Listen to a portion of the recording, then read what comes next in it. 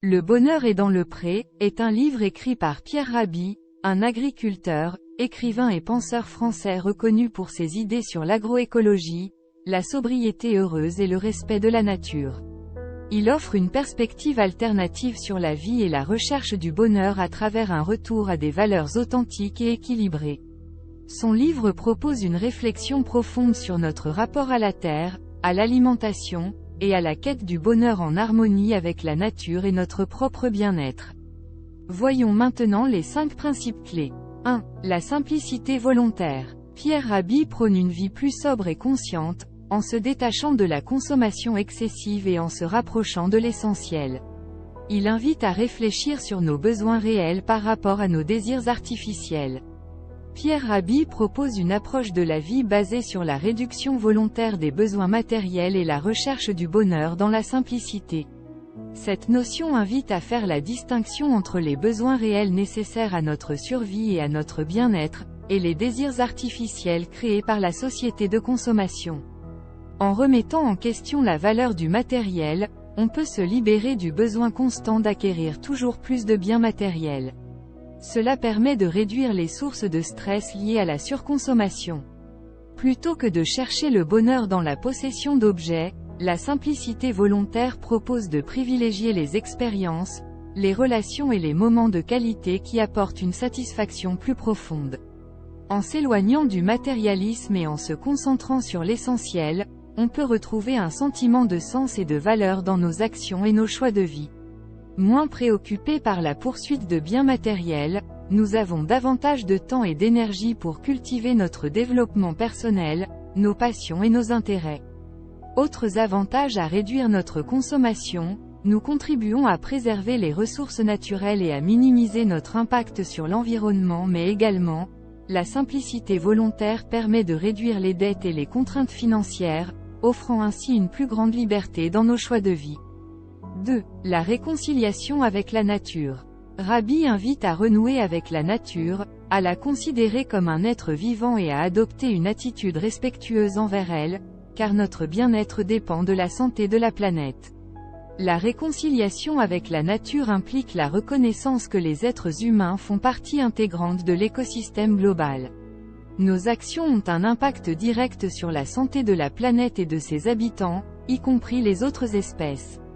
Rabhi invite à abandonner les attitudes d'exploitation et de domination envers la nature.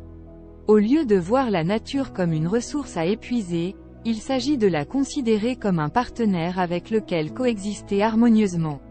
La nature possède une sagesse et une harmonie intrinsèques que les êtres humains peuvent apprendre à intégrer dans leur mode de vie.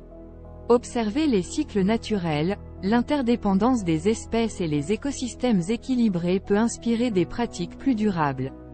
La réconciliation avec la nature appelle à une responsabilité individuelle et collective envers l'environnement.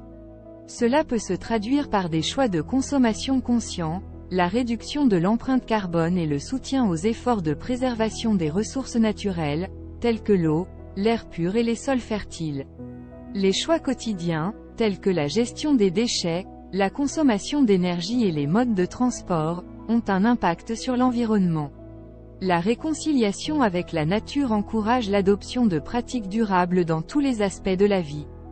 3. Le bonheur dans le présent. L'auteur souligne l'importance de vivre pleinement le moment présent, en étant attentif à chaque instant. Il propose de trouver la joie dans les choses simples de la vie, loin des distractions et du tumulte de la société moderne. Vivre le bonheur dans le présent implique d'adopter une attitude de pleine conscience, sans jugement ni attente. Cela signifie être attentif à ses pensées, émotions et sensations dans l'instant présent.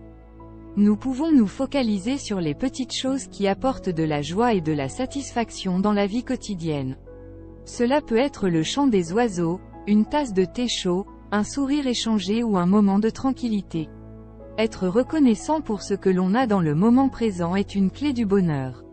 Reconnaître les aspects positifs de sa vie, même les plus simples, renforce un sentiment de satisfaction et de bien-être.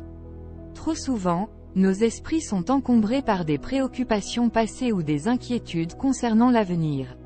Le bonheur dans le présent consiste à laisser aller ses pensées et à se concentrer sur l'ici et maintenant. La méditation et les techniques de pleine conscience sont souvent utilisées pour cultiver la capacité à vivre dans le moment présent. Elles aident à se dégager des pensées envahissantes et à se reconnecter avec l'instant présent.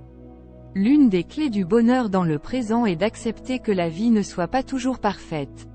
Les moments difficiles et les défis font partie de l'expérience humaine, et apprendre à les accepter sans résistance renforce la capacité à trouver la paix intérieure.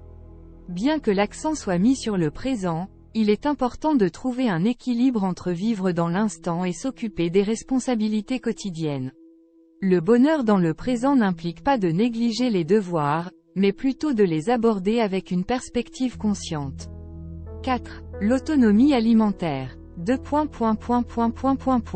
Rabbi prône la reconnexion avec notre alimentation en cultivant nos propres aliments, en favorisant les circuits courts et en respectant les rythmes naturels de la Terre. Il fait référence à la capacité d'une communauté, d'une région ou même d'un individu à subvenir à ses besoins alimentaires de manière durable et indépendante. Voyons pourquoi cela est intéressant. L'autonomie alimentaire met l'accent sur la production locale des aliments. Les communautés cherchent à cultiver une variété d'aliments adaptés au climat et au sol de la région, réduisant ainsi leur dépendance aux importations. Les méthodes agricoles qui préservent la fertilité du sol, comme la rotation des cultures, le compostage et l'agroforesterie, sont essentielles pour maintenir une production alimentaire durable. Cela implique souvent la préservation des semences locales et traditionnelles, permettant aux agriculteurs de cultiver des variétés qui sont bien adaptées à leur environnement et qui possèdent des caractéristiques uniques. Il est crucial de cultiver une diversité d'aliments. Cela favorise la sécurité alimentaire en cas de problèmes climatiques, de maladies des cultures ou de perturbations dans les chaînes d'approvisionnement. Les communautés autonomes sur le plan alimentaire visent à produire une partie importante de leur nourriture, mais aussi à développer des compétences pour la transformation et la conservation des aliments. Ils favorisent les circuits courts de distribution, où les agriculteurs vendent leurs produits directement aux consommateurs locaux et renforcent les liens sociaux au sein de la communauté, favorisant le partage de connaissances, de techniques et de ressources. 5. L'agroécologie. Pour arriver à ce résultat, Rabbi privilégie les systèmes agricoles durables et équilibrés, qui préservent la fertilité des sols, minimisent l'utilisation de produits chimiques et maintiennent la santé des écosystèmes. Au lieu de se reposer sur une monoculture intensive, l'agroécologie encourage la diversité des cultures et la coexistence de différentes espèces végétales et animales. Cela renforce la résilience des écosystèmes et réduit les risques liés aux maladies et aux ravageurs. Les pratiques agroécologiques mettent l'accent sur l'utilisation responsable de l'eau, la gestion optimale des ressources en sol et la préservation des habitats naturels.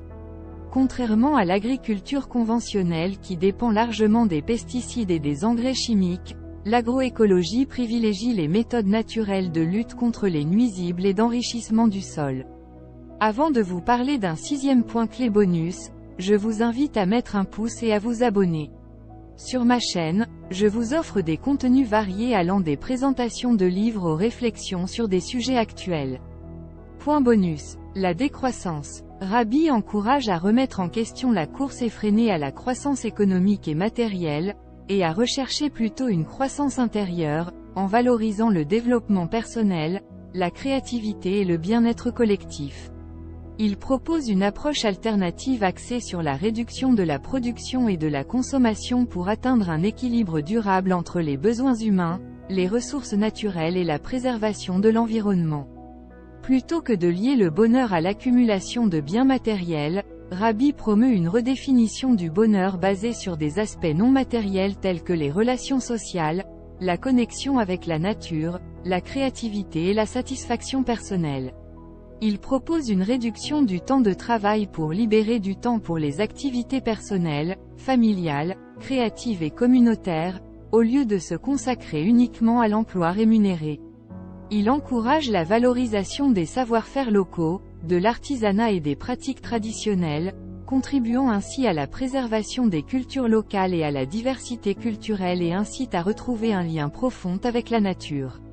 De fait, La décroissance vise à réduire les inégalités économiques en redistribuant les ressources de manière plus équitable. Elle s'oppose au modèle qui concentre la richesse entre les mains d'une minorité au détriment de la majorité. C'était Petit Villejuif et c'est la fin de cette vidéo. Je vous remercie de m'avoir suivi et j'espère que vous avez apprécié. N'oubliez pas de vous abonner à ma chaîne YouTube et de cliquer sur la cloche pour être notifié de mes prochaines vidéos. C'est la meilleure façon de soutenir ma chaîne. Merci encore pour votre soutien et à très vite sur mes prochaines vidéos. À bientôt.